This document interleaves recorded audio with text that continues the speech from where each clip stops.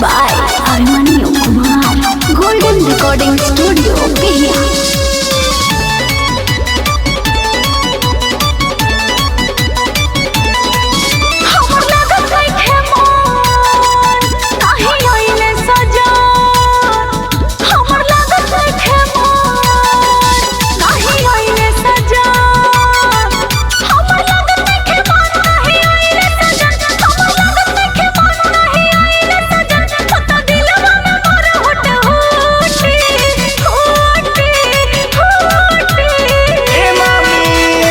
मामा के मिलल छूटी भगिनवे सिलवट टूटी। मामा के मिलल छूटी भगिनवे सिलवट टूटी।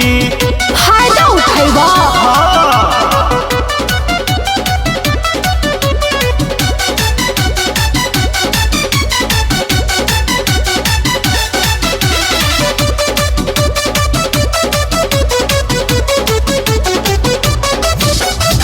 मामा नैखन तो तू मामी पर बुनाही फेर में मामी के घेर में अभी बच्चा बड़ा हो। का कहलू मामी? मामा नैखन तो तू मामी पर बुनाही फेर में मामी के घेर में अभी जाके पिया दोनों जड़ी अच्छा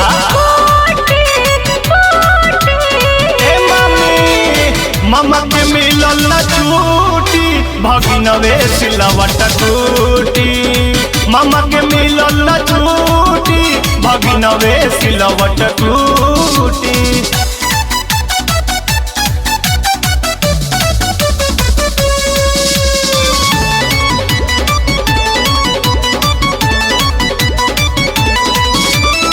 कुछ में ना पीछे भइले पर मुधारियों हो।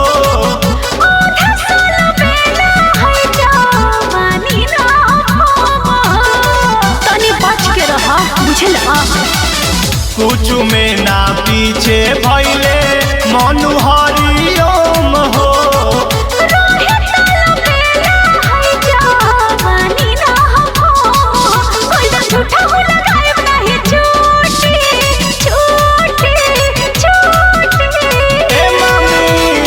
मामा के मिलल छूटी भगिनवे सिलवट टूटी।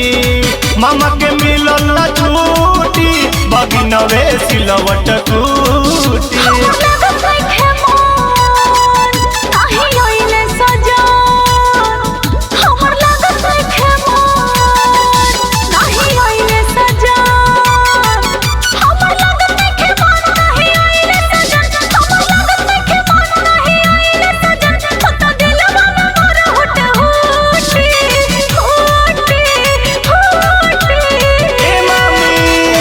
मामा के मिलल छूटी भगिनवे सिलवट टूटी।